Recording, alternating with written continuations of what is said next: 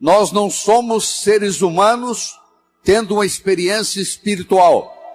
Somos sim seres espirituais tendo uma experiência humana. Não é à toa que nós nascemos chorando, porque nós sabemos a barra que nós vamos enfrentar na vida. Você não faz um bolo só com farinha, você precisa de vários ingredientes. O bolo da vida necessita vários ingredientes.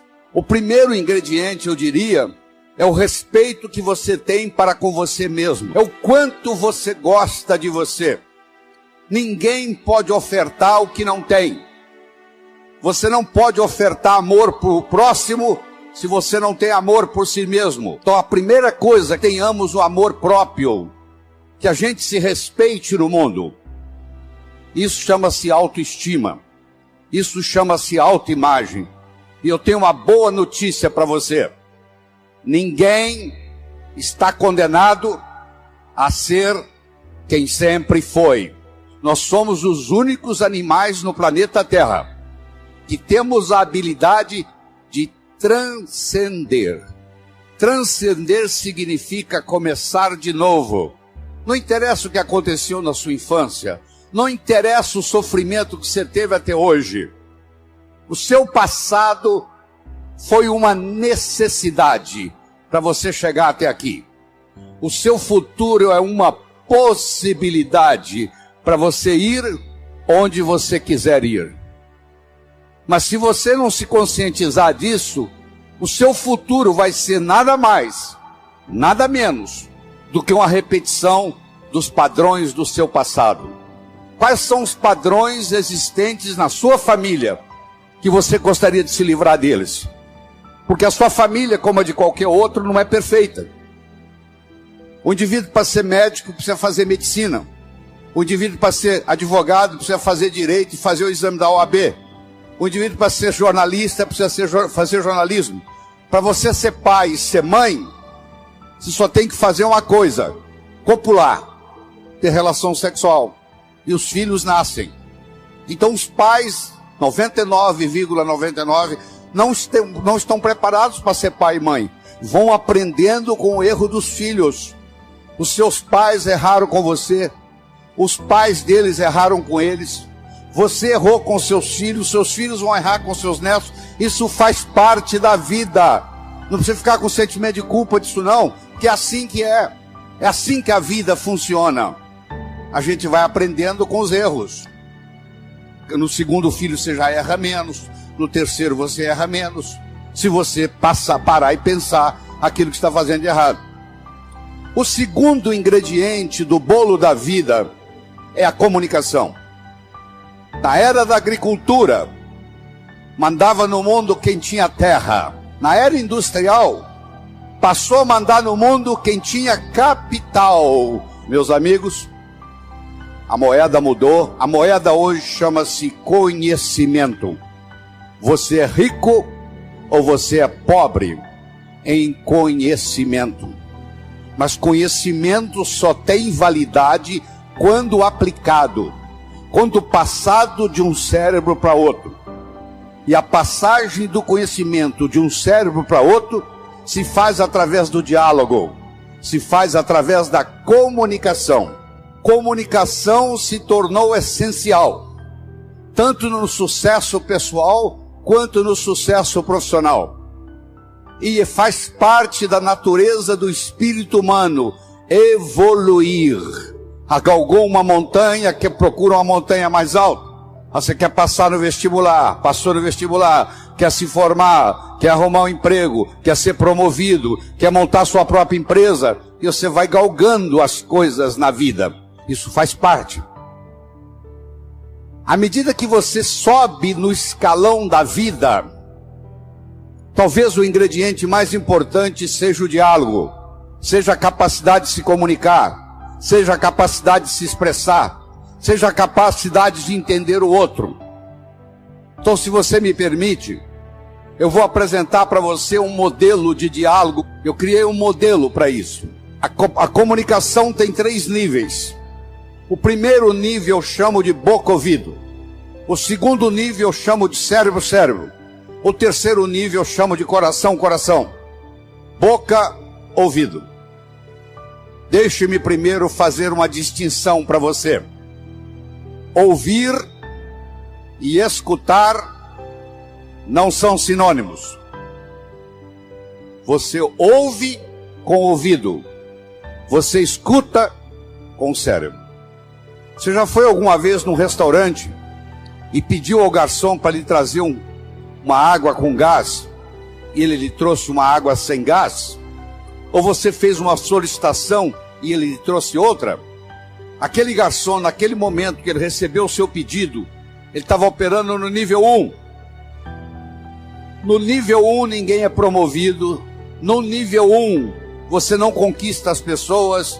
No nível 1 você não vai para frente na vida. Não interessa a nota que você tirou na escola, isso não faz diferença, porque a escola lhe passa informação. A vida lhe exige competência de ação. O que cai na prova não cai na vida.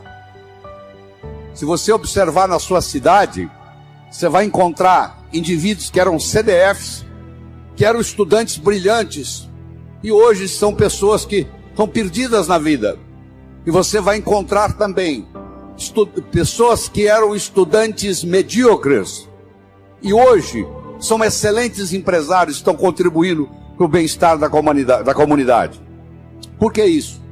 Porque esses segundos, eles sabem dialogar com o mundo, eles sabem dialogar com a sociedade.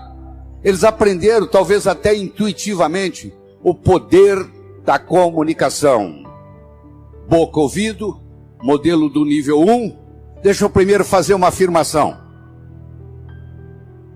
Nós só chegamos ao coração das pessoas passando pelo cérebro.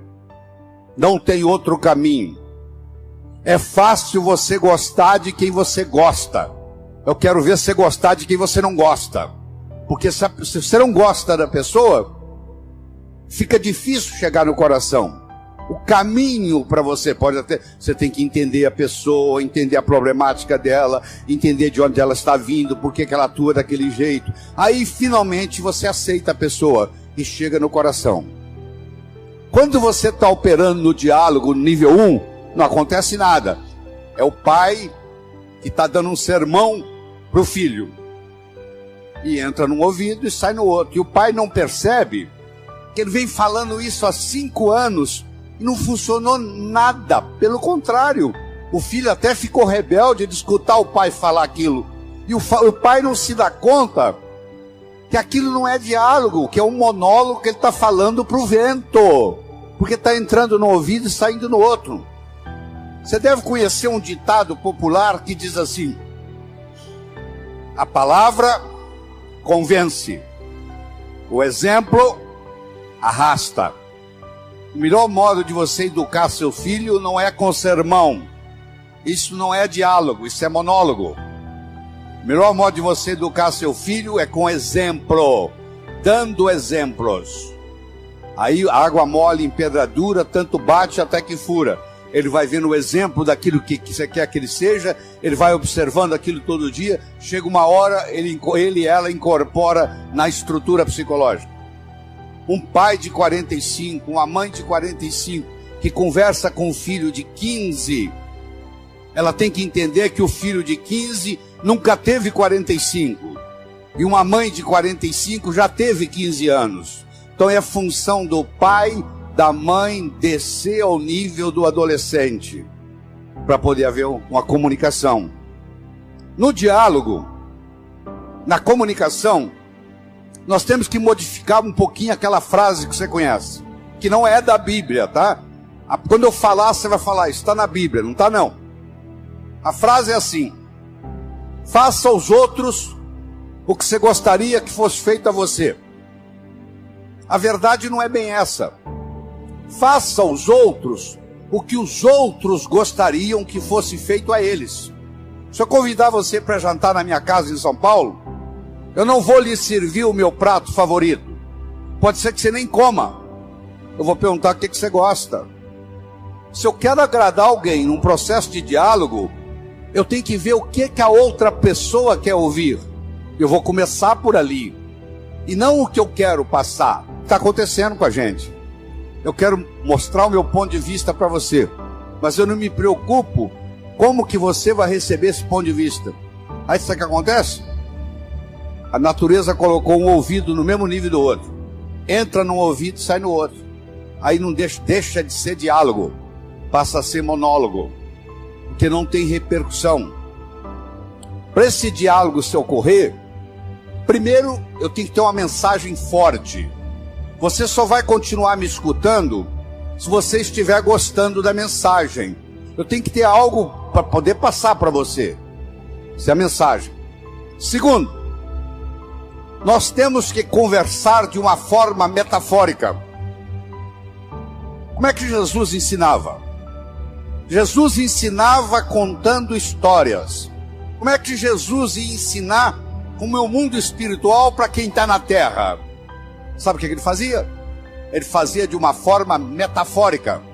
Ele contava parábolas. Ele contava histórias. Quando eu lhe conto uma história, você não pode dizer que você não concorda com ela. Eu estou lhe contando uma história.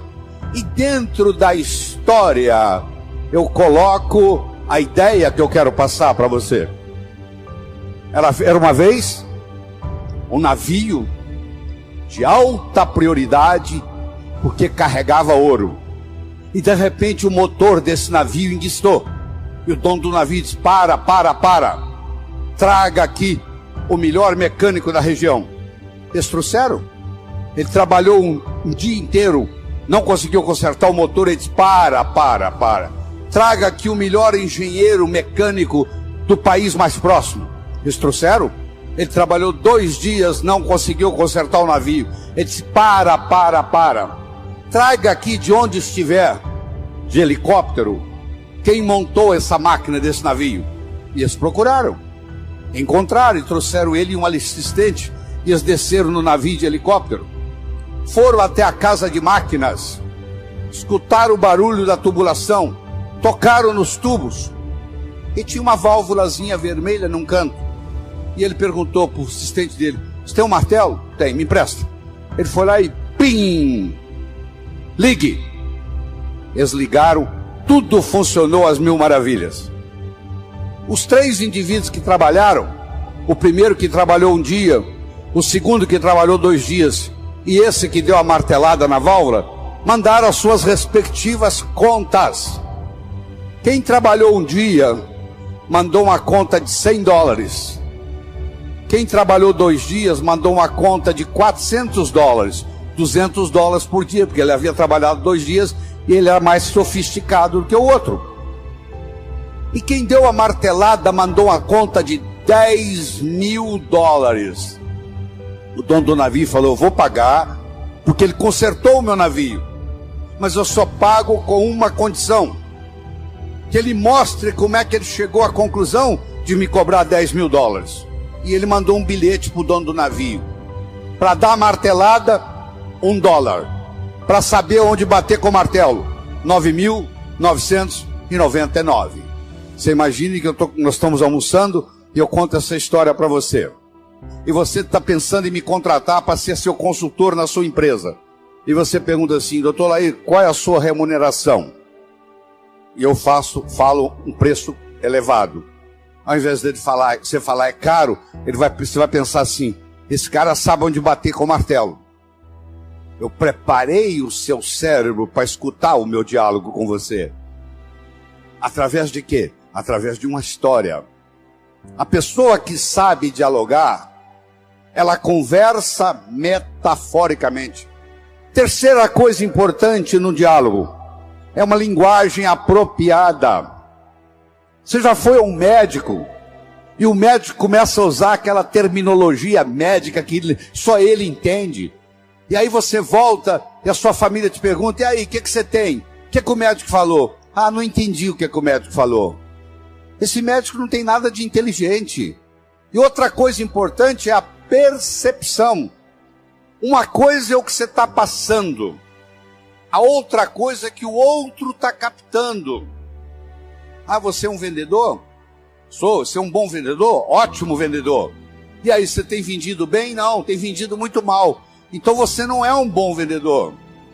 Talvez a sua linguagem não está sendo apropriada, talvez a sua mensagem não está sendo forte o bastante, talvez você não esteja fazendo uso dos recursos, da metáfora, das histórias. Quando você trabalha esse fenômeno do diálogo desse jeito, quando você termina, a pessoa se sente convidada a participar das suas ideias. O filho, quando um pai sabe ter um diálogo com ele, quando termina o diálogo, o filho se sente convidado a experimentar o que o pai está falando para ver se dá certo.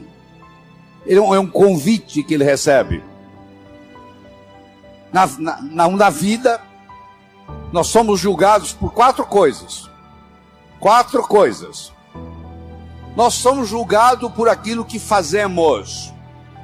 Você pode marcar no seu relógio. Você encontra um estranho na festa.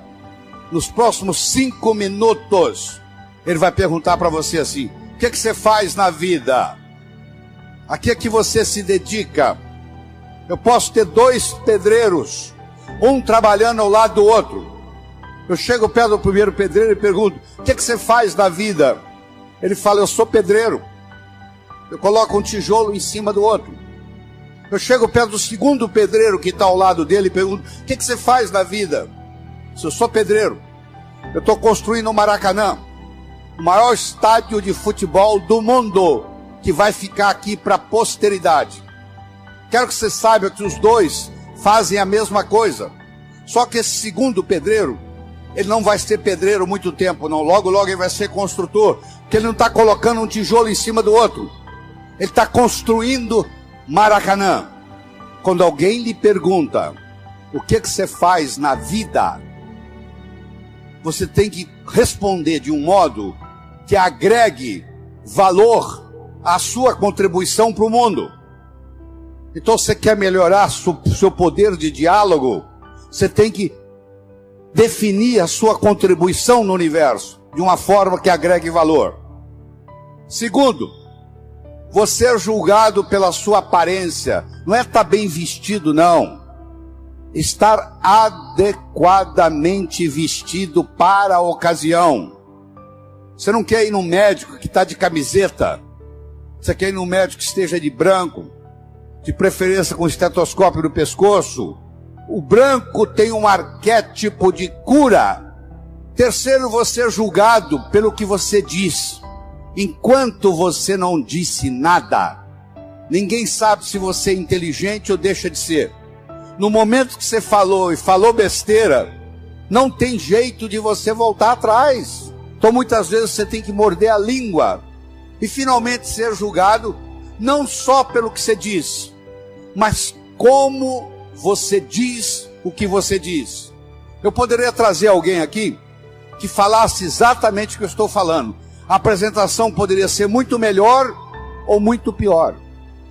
Porque não é só o que eu estou falando que conta, é como eu estou falando o que eu estou falando. E nessa parte do diálogo, de como dizemos o que dizemos, vem o modelo que eu estou discutindo com você, que tem um nível 1, que não acontece nada, que você está perdendo tempo, que é o boca-ouvido, é o que você pede o garçom uma água com gás, ele traz uma água sem gás, porque entrou num ouvido e saiu no outro. E muitas pessoas trabalham nesse nível e não vão para frente na vida, porque comunicação é essencial. Nós começamos falando da autoestima. Estamos falando da comunicação, do diálogo. Deixa eu tocar um pouquinho nos outros. O bolo da vida tem vários ingredientes. Outra coisa importante para você jovem que está nos assistindo, e é jovem de qualquer idade. Juventude é uma coisa que você decide. O que eu vou fazer na vida está para frente ainda. Já fiz muita coisa, mas o que eu vou fazer muito mais ainda está pela frente. Quando eu mantenho esse foco no que eu vou fazer, o meu organismo não envelhece. Ele mantém a energia da juventude. Todos vocês conhecem o conceito de uma ampulheta, não conhece? Você já pegou uma ampulheta na mão? Aquele reloginho de areia? A ampulheta tem areia que ainda não caiu, A areia que está caindo e a areia que já caiu. A areia que ainda não caiu é o futuro. A areia que está caindo é o presente. E a areia que já caiu é o passado.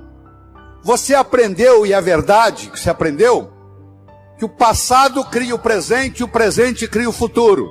Isso é verdade, verdadeiro.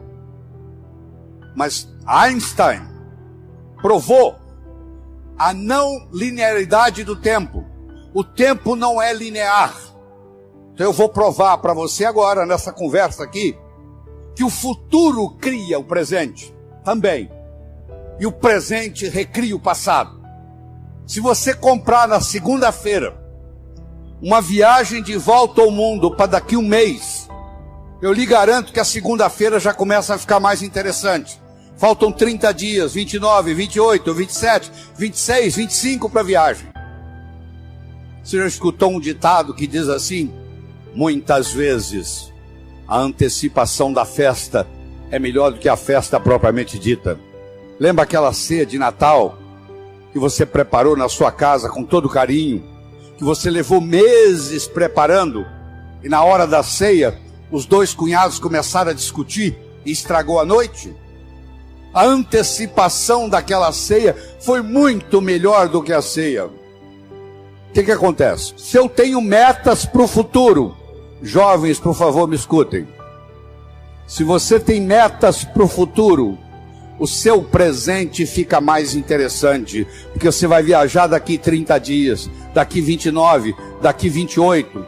Se você não tem perspectiva de futuro, aí a droga te domina. Todo drogado que eu conheci, que eu tratei, que eu cuidei como médico, todo drogado perdeu a perspectiva do futuro. Ele não tem a noção do amanhã. Ele acha que só existe hoje. Quem só acha que existe hoje não vai se preocupar o que a cocaína, a maconha, a heroína vai fazer no corpo, porque perdeu perspectiva de futuro. Então eu espero que você entenda que o futuro cria o presente. Eu vou provar para você agora que o presente recria o passado. Chegou uma senhora e disse: doutor Laí, eu estou aqui porque eu estou num processo de divórcio e fiquei sabendo que o seu curso fortalece o emocional, eu vim aqui fazê-lo. Deixa eu lhe contar a minha história.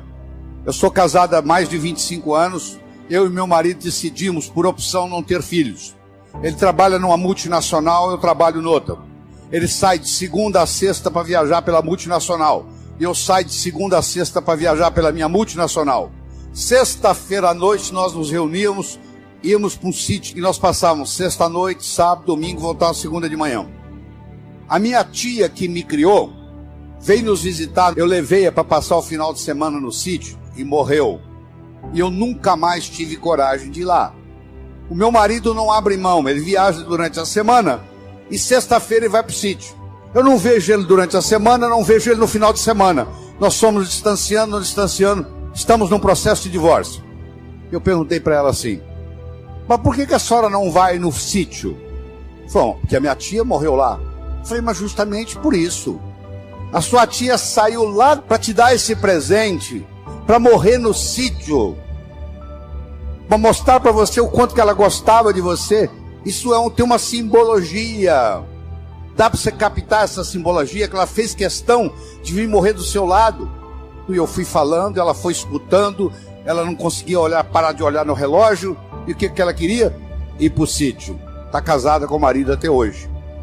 Eu não consigo mudar o fato da tia dela ter morrido no sítio.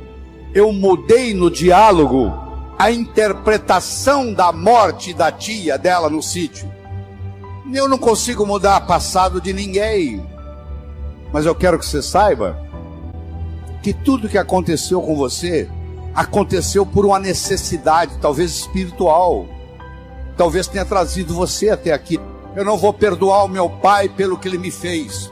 Onde é que está seu pai? Aí ele já morreu. Aí ele vai ficar muito sem dormir hoje à noite por causa disso. O fato de você não perdoar o seu pai é mais ou menos assim: eu vou tomar o veneno para matar aquele cara, mas eu tomo o veneno. Isso não é tão ridículo, não é? O cara vai tomar o veneno para querer envenenar o outro. Quando eu tenho ressentimento do meu pai, quando eu tenho ressentimento da minha mãe, primeiro eu vou ter ressentimento de todos os homens e todas as mulheres no mundo, que isso vai repercutir. Cada vez que eu encontrar um homem, vai lembrar do meu pai, eu vou ter problema. Cada vez que eu encontrar uma mulher, eu vou lembrar da minha mãe, vai ter problema. Então, se você perdoar o seu pai e perdoar a sua mãe incondicionalmente, só pelo fato dele ser seu pai e pelo fato dela ser sua mãe, não é a pessoa em si, não. Eu estou querendo que você perdoe o arquétipo pai. Eu estou querendo que você perdoe o arquétipo mãe. Não é que agora você perdoa a sua mãe, você tem que trazê-la para morar com você, não. Você que tem que terminar e dizer, ó, o que você fez foi feito, você fez o... Eu lhe garanto que os seus pais fizeram o melhor que eles sabiam fazer. Não fez melhor porque não sabia. Eles não sabiam o que eles não sabiam. No momento que você perdoa, isso é mágico no seu corpo, porque isso muda tudo. Isso muda a sua energia, muda a sua capacidade de ganhar dinheiro. Se você tem ressentimento do passado, você cancela o seu futuro, você não tem perspectiva de futuro. O ressentimento do passado não deixa você ter perspectiva de futuro. Não interessa o que eles fizeram ou deixaram de fazer. Você não vai passar a sua vida no passado. O seu passado é uma necessidade que aconteceu para você chegar aqui. Ele é conhecido, você sabe o que aconteceu. O seu futuro é uma possibilidade. E ele é desconhecido até que você decida qual que ele vai ser. E eu sugiro que você se concentre lá, no futuro, porque é lá que você vai passar o resto da sua vida. No momento que você fizer isso, seu coração vai se abrir. E essa renovação de esperança vai encher o seu coração. E a sua viagem aqui vai ficar inesquecível. Que vai ficar um antes e vai ficar um depois. Eu espero de coração que novos caminhos se abram à sua frente, que o vento sopre levemente às suas costas, que o sol brilhe suave e morno no seu rosto, que a chuva caia de mansinho em seus campos, e até que nos encontremos de novo. Que Deus lhe guarde nas palmas de suas mãos. E eu fui à lona, e eu quebrei. E confesso, hoje, com 50 anos, que foi a melhor coisa que aconteceu na minha vida.